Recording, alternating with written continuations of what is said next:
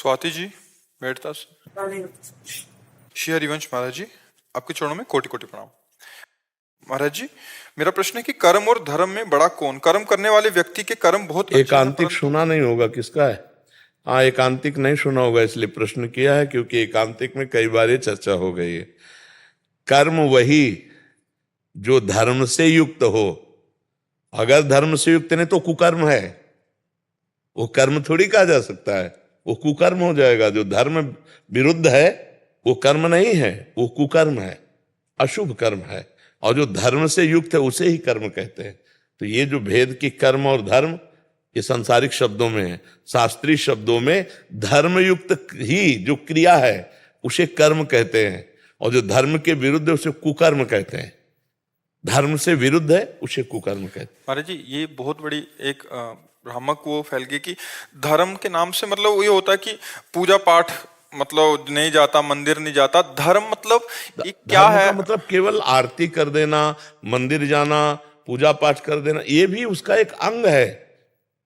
लेकिन धर्म का मतलब आपका उठने से लेकर शयन तक, जीवन से लेकर मरण तक आपके जितने आचरण हैं वो सब धर्मयुक्त होने चाहिए।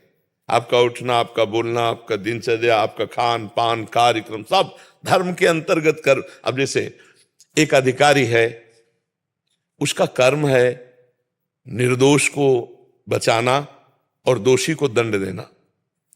अब ये उसका धर्म है, धर्म से युक्त कर्म है। अब उसने निर्दोष को तो दंड दे दिया और दोषी को छोड़ दिया और रुपया ले लिया, अब ये कुकर्म हो गया। समझ रहे ना? अब धर्म का मतलब बहुत पूरा जीवन है, पूरा जीवन है। एक आदमी दौड़ के आपके पास है, हमें बचा लीजिए, वो आदमी मार रहा है। अब आपको तत्काल एक्शन में आना है, क्योंकि वो शरण में आ गया कि हम बचाने की सामर्थ्य रखते हैं, जितनी उतनी हम कोशिश करते हैं, और हम हंस करके उसको उसी के हाथ में उसको दे दिया जो मारने आ रहा था। अब ये हत्या हो गई आपके द्वारा। और जो अगर बचाने का प्रयास किया उसमें हमको भी कष्ट हो जाता है, तो लिखा है परहित लाग तजय जो देही संतत संत प्रशंसय तेही। दूसरे की रक्षा के लिए यदि हमारे शरीर को भी कष्ट हो जाता है तो सीधे भगवान की प्राप्ति होती है।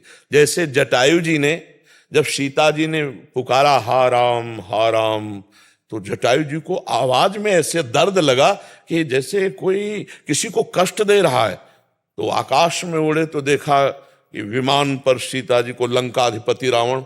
जटायु पहचानते, ललका, ए दुष्ट, छोड़, ए पुत्री सीते, तू चिंता मत कर।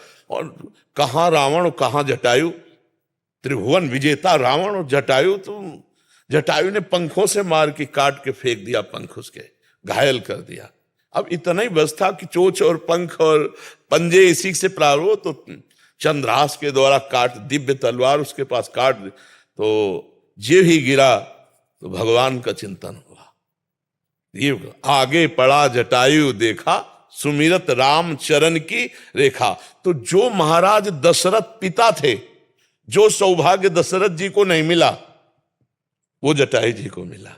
भगवान ने जटायु जी को अपनी गोद में और दुलार करते हुए संपूर्ण अंत्येष्टि क्रिया की, और भगवान का स्वरूप धारण करके गीध भगवान के धाम को गया। किस कारण से? भगवान के भजन तपस्या का कारण नहीं, या परहित कारण है। सीता जी की रक्षा के लिए अपने प्राणों की बाजी लगा दी। तो धर्म हर एक चेष्टा में है। देखो, हम जो कथाएं बड़े बड़े महापुरुषों की गाते हैं, धर्मात्मा पुरुषों की तो गाते हैं, पापात्मा की थोड़ी गाते। महाराज शिवी सिंहासन पे बैठे थे तो बड़े धर्मात्मा थे, तो उनकी धर्म परीक्षा के लिए एक घटना घटी। एक कबूतर आके गोद में बैठ गया, महाराज मेरी रक्षा करो। तो तुरंत ऐसे, कौन है? तो देखा कि छत के उसमें बैठ करके बाज कह रहा है, ये मेरा शिकार है महाराज। अगर आप दानी हैं, धर्मात्मा है, तो इतना जानते हैं कि मैं भी भूखा हूं और मेरा शिकार कबूतर है, आप इसको छोड़ दीजिए। कबूतर ने कहा, महाराज मैं आपकी शरण में हूं, आप जानते हैं शरणागत की रक्षा का भाव, इसलिए मैं आपसे प्रार्थना करता हूं, मुझे मत दीजिएगा। बाज ने कहा, महाराज मैं भूखा प्राण त्याग दूंगा, क्योंकि कबूतर मेरा शिकार और मैं इसी को खाऊंगा।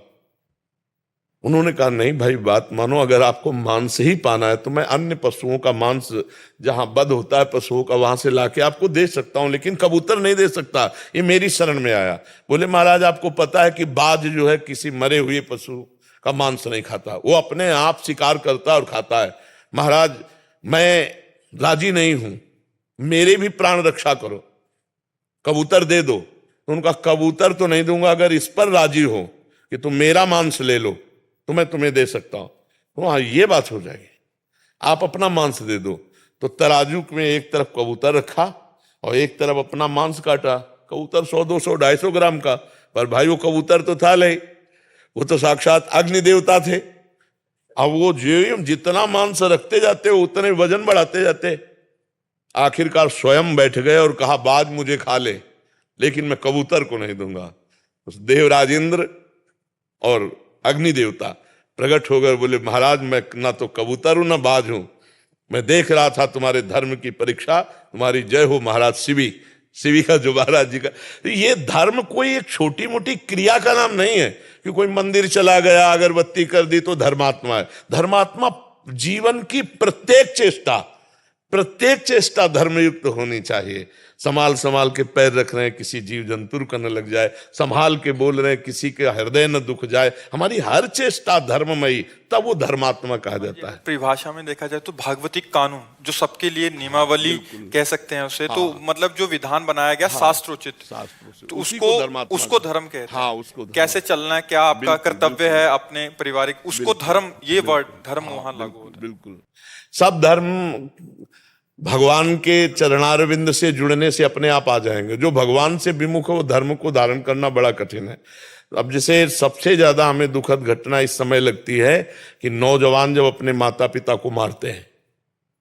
बड़ी शर्म की बात है कि हम रोज इस बात को जागृत करते हैं कि जिन माता पिता ने मुझे पाला पोसा, मतलब कितना गंदा हमारा व्यवहार माता जी के साथ रहा होगा, जब हमें ज्ञान नहीं सोच का, लघु शंका का, और वो गोद में लिए वहीं रख दिया, वहीं लघु शंका कर दी।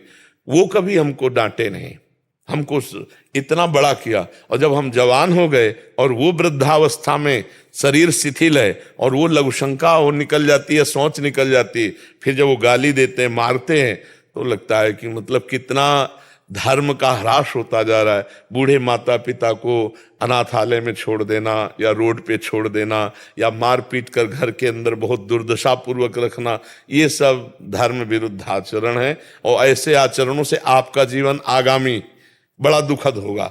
इसलिए गृहस्थी में माता पिता को भगवान के समान समझो, अपने आचरणों को पवित्र रखो। अब धर्म की परिभाषा कैसे कोई समझेगा जब ये जो गंदी बातें चल गई हैं, boyfriend girlfriend, live in relation, ये कैसे धर्म को समझेंगे लोग, कैसे समझेंगे? सरकारी दस्तखत के कागज बनते हैं लिव इन रिलेशन के, 1 महीना 2 महीना, ये है क्या भाई? तुमने अपने जीवन को, चरित्र को क्या समझ रखा है? अपना चरित्र बिगड़ गया तो सब कुछ बिगड़ गया। वो एक अंग्रेजी में वो था कि जिसका धन गया तो कुछ नहीं गया, स्वास्थ्य गया तो थोड़ा बहुत गया, और चरित्र गया तो सब कुछ चला गया। अब उल्टा है, धन के लिए वो चरित्र भी बेच सकता है आज का समाज जो है। तो इसलिए हमें लगता है अपने चरित्र को पवित्र रखना चाहिए, तभी हम धर्म को समझ पाएंगे। जब चरित्रहीन है तो फिर मूल ही धर्म का जो मूल चरित्र है, हमारे यहाँ चरित्र पूजा जाता है, और चरित्र ही हीन हो गया। आज हमारा समाज चरित्र को नष्ट कर रहा है, अपने चरित्र को नष्ट कर रहा है। ये बिल्कुल ठीक नहीं है। भाई बहनों से सबसे प्रार्थना है, जब तक पाणी ग्रहण न हो तब तक पवित्र रहो, ब्रह्मचर्य रहो, दोस्ती करो, लेकिन गंदे आचरण मत करो, तो तुम्हारा जीवन धर्म में रहेगा। और जब पहले से ये सब भ्रष्टाचार शुरू हो गया तो फिर कहाँ धर्माचार आएगा? वो धर्म की बातें केवल कर लिए जाए, धर्म नहीं रहेगा। देखो, जवान को जब कई होटलों का भोजन अच्छा लगने लगता है ना, तो घर की रसोई में तृप्ति नहीं होती। घर की एक रसोई में बराबर भोजन वो नहीं कर सकता, क्योंकि उसका पूर्वाभ्यास है। आज इस ढाबे का, आज उस होटल का, ऐसे हर इंद्री का है। अगर आपने इंद्रियों को छूट दिए तो आप पतिव्रत नहीं रह सकते, आप एक पत्नी व्रत नहीं रह सकते। फिर आपकी गंदी आदत होगी तो दोनों में भेद होगा। फिर गृहस्थी किस काम की, पति कहीं, पत्नी का भाव कहीं, और रहे एक ही घर में रहे, ना प्रेम है ना दुलार है, तो फिर वो जिंदगी किस काम की? तो धर्म का मतलब होश संभालने से लेकर मृत्यु तक, जगने से लेकर सोने तक हर आचरण हमारे धर्म युक्त हो, तब तो वो कर्म होंगे, नहीं तो फिर कुकर्म बन जाएंगे।